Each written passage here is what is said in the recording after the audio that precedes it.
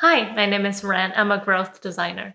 Whenever I introduce myself to other people, the number one question I always get asked is, what is a growth designer?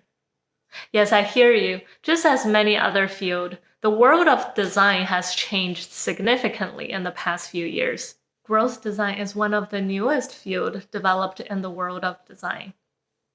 To me, and to a lot of other designers, growth design has been revolutionary. It changed fundamentally how I think and approach design. But to most people, growth design is still new and mysterious. And that's why in today's video, we'll be taking a deeper look into the field of growth design. So what is growth design? As the name suggests, growth design is the intersection between growth and design.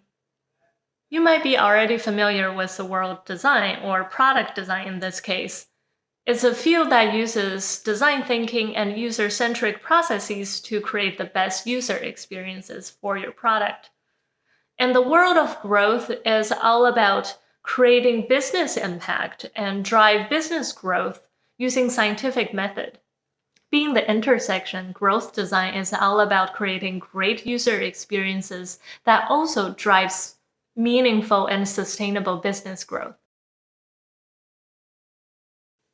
Growth design is extremely important if you want to grow your business, especially if your business is a digital product or software as service. Because at this point, your entire business is your product. And to grow your business, you need to grow your user base. To do that, you need the best product experiences and offer authentic value to your users. To create the best product experience, you need to truly understand your customers. What do they value? And once you create these value and value props, you need someone to think through how to communicate these things to your customer in a way that they resonate with. And a good growth designer will help you achieve both of these things. Growth designers play three important roles in terms of building and growing your product. The first and most important role a growth designer plays is to be the user's advocate. Just as many designers would do, growth designers are always advocating for the best user experience.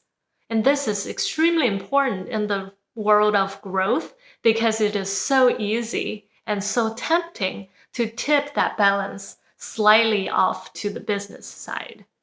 And growth designers does the important job of pulling that balance back to the user side, and then make sure that you create just as much value for the users as to the business.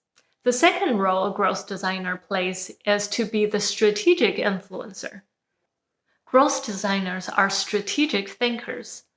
Growth designers are always looking for the next biggest opportunity to improve.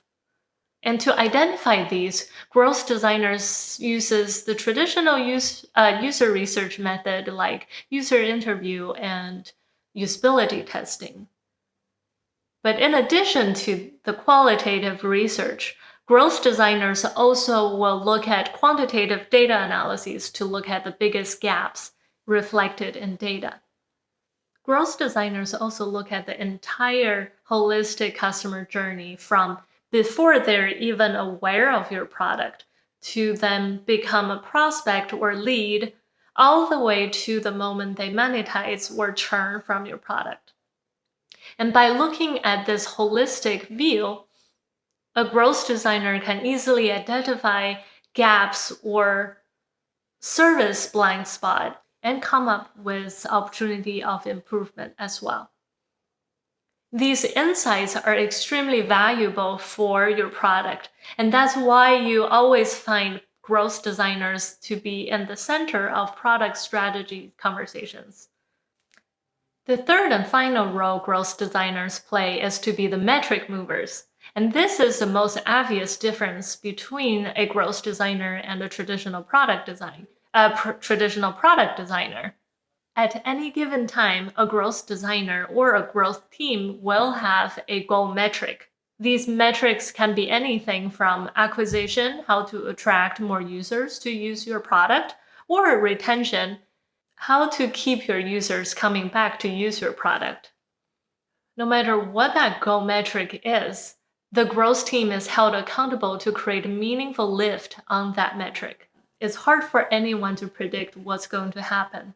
And that's why you see a lot of growth designers focus on validating their assumptions first. They distill their idea into the minimum amount of change in terms of product experience, and then they launch that changed product experience along with the existing experience in a form of A/B test so that they can measure the exact impact the new experience would have.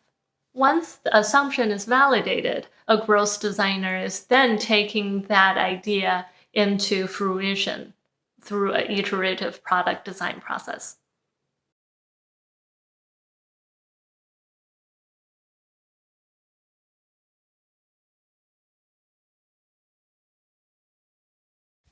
So, what do you think? Is growth design something you would like to learn more of?